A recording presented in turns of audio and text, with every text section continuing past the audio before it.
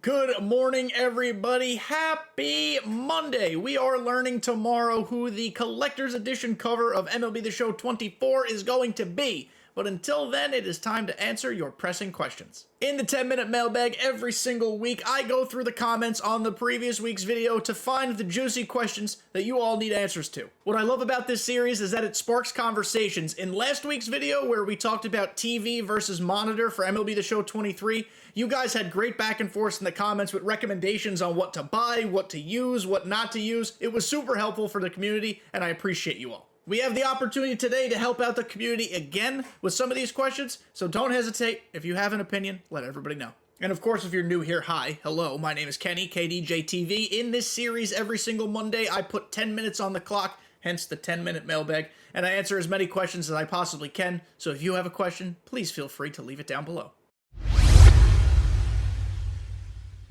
All right, everybody, we're going to put 10 minutes on the clock. You'll see a controller next to my face. Why, you ask? You'll find out in a second. So 3, 2, 1, begin. Our first question today comes from Dominic Gutierrez. Dominic, hello. This might be your first question, so I appreciate it. Do you use an aftermarket controller to decrease input delay, or do you just use the standard controller? So I'm on PlayStation. I just use a standard controller, a black one, because I think it looks cool. I play, of course, with it plugged in, because you should always play with your controller plugged in if you have the ability to do so, because that will help with reducing input delay. So the problem with the PlayStation is that I'm not sure there will ever be fantastic input response. You're looking right here at the DualSense Edge wireless controller. This would be the primary aftermarket controller if you're a PlayStation user. However, the price point, as you can see next to my face, is fucking $200. It's a lot of money. And other than really cool customization you could do with mapping certain buttons and changing, like, the sensitivity of others, I don't know how necessary the DualSense Edge is. That is why I just have my good old standard controller here, which I got on sale. So, further amplifying the fact that you can get a discount and not have to spend $200 on a controller. However, if you're an Xbox player, I am on PowerA.com, not a sponsor. I want to make that abundantly clear. I don't even own an Xbox. But I have been told, I have heard, I have done research. PowerA controllers, PowerA being the brand, PowerA controllers are phenomenal for Xbox. They're very well made. They do have better response time. I think Xbox in general just has better response time. But you can get a Fusion Pro 3 wired controller, because again, you're going to want to get a wired controller for Xbox Series S or X. It's $80. It is $120 cheaper than the DualSense Edge, and it does what you need it to do. Again, if you're an Xbox player. You have mappable buttons, trigger locks, dual rumble. That's cool. It's very comfortable. You could detach the faceplate, and yeah. I don't know. I've only ever played this game on PlayStation, so I don't know how much different it actually is on Xbox. Everybody tells me it's significantly different, so please leave your opinions down below. I'm just a PlayStation boy. I've always been a PlayStation boy. I love PlayStation exclusive games. It's kind of how it is. But I do not use an aftermarket controller. If you were to do it and you had the budget, I would suggest either the DualSense Edge for PlayStation or the Fusion Pro 3 PowerA controller for Xbox. Dominic, thank you for your question. Moving on, and we're going to get back to my face now, because I like when everybody can see me. Totally off subject. It's never off subject, DW. I saw on one of your other videos that you bought the PlayStation Portal. How is it with Diamond Dynasty? Are you able to grind for PXP, or is it too laggy? So my Portal is upstairs, which is why I love it. I can play my PlayStation while nowhere near my PlayStation. It is a cool little system that is very, very niche. It is going to be a system that most people don't need or want. And it's also a system that is going to make people say, why did you spend $200 on that? As I was just saying, I didn't want to spend $200 on the DualSense Edge. I think the PlayStation Portal is fantastic for single-player games that don't require, other than like being on your Wi-Fi to play it in a different part of your house, any sort of online connection.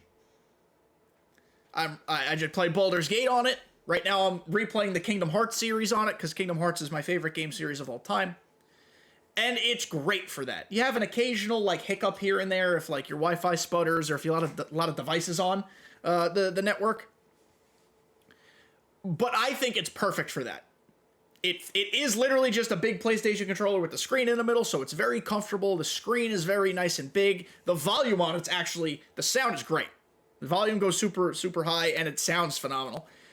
For what it is, it's a fun little system. But let me tell you what it's not. A MLB The Show system.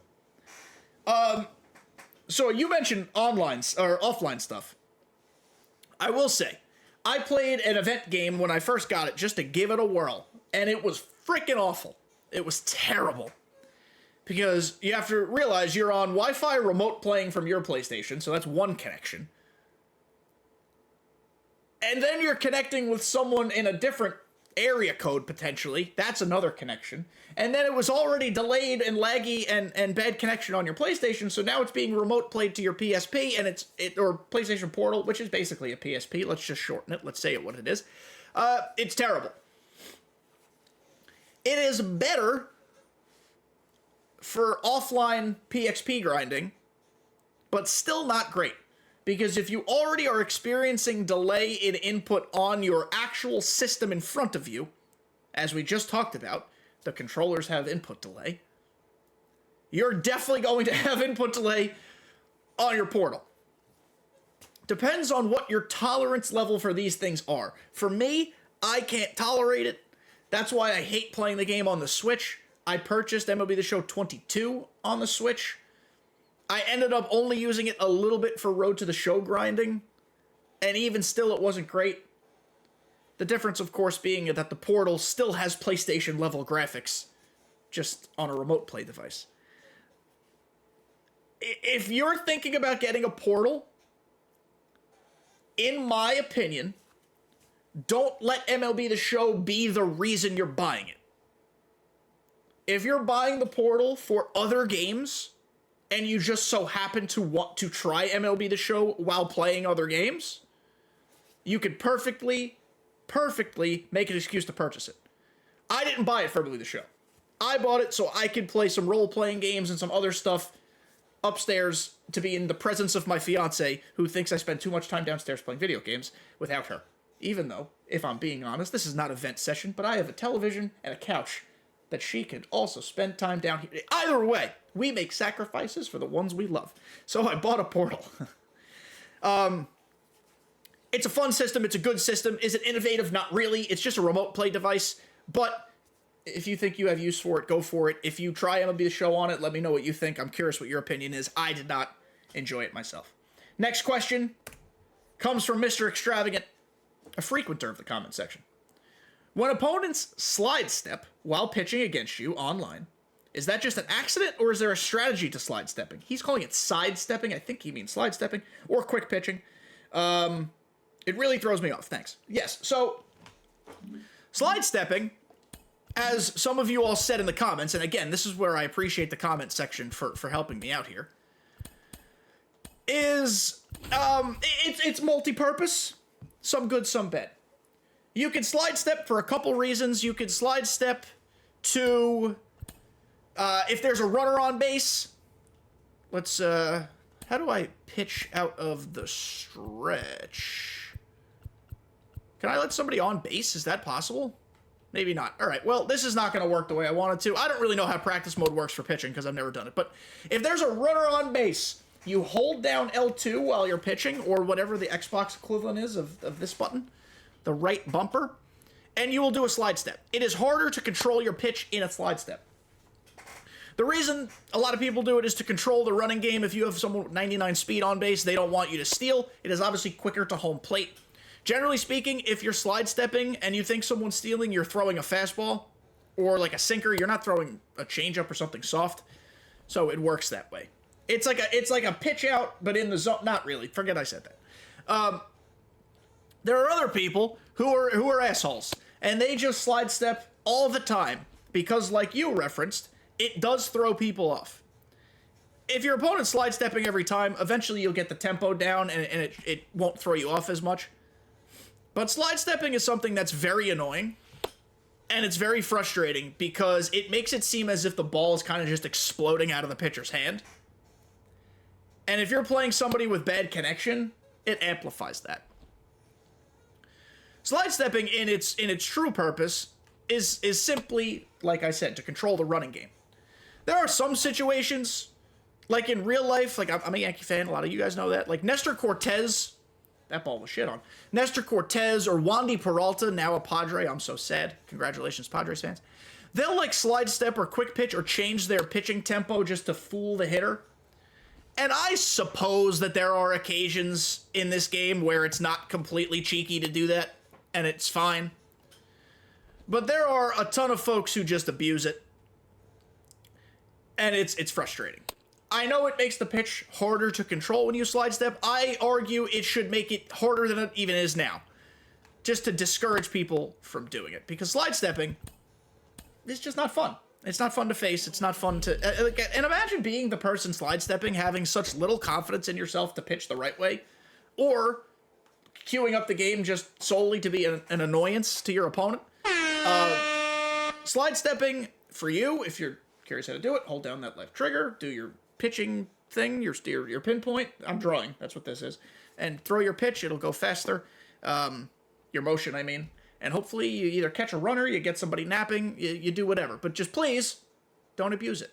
Hey everyone, sorry to interrupt this absolutely incredible video that you're watching, but I have something very exciting to tell you, and it is that we have new merch available. It's been a little while since I've hyped up the merch, but like I said, I'm super excited about this. It shows off the new logo, some new designs, some new things that you guys might not have thought you would have wanted. So let's go look at it. As you can see here on my merch store, we have a discount running. If you use code KDJ10 now through the end of February, you're getting 10% off your entire order. So now is the best time to stock up on some new gear. We've got t-shirts, stickers for sticking on things, hoodies for if you live in chilly places and want to keep your nipples all sorts of warm, notebooks if you enjoy writing things down. Of course, we still have the classic The Show the Podcast t-shirts. And lastly, my favorite piece of new merch, it is the embroidered firewood hoodie. This is stitched on. It is a piece of my logo that doesn't include kdjTV. It's just the bolt, it's just the bat. It looks crazy good, and it also appears on the left wrist. Come on now. So like I said, KDJ10 gets you 10% off now through the end of February, and the link to my merch store is always in the description. If you buy something, let me know. I'll blow you a kiss. Another Monday, another 10-minute mailbag is in the books. I want to thank you guys for making it to the end, and just a reminder, you guys saw the little ad read there for my merch. If you ever buy merch, first of all, I love you a lot, and thank you. Second of all, let me know you bought something. Put it in the comments on YouTube, tag me on Twitter, kdjTV611. Let me know you bought something, and I'll shout you out because it's super dope and super cool. I appreciate you guys. Can't wait for the news tomorrow. We will, of course, be covering who the collector's edition cover is on this channel. So stay tuned, subscribe, tell your grandma I miss her. See you next time.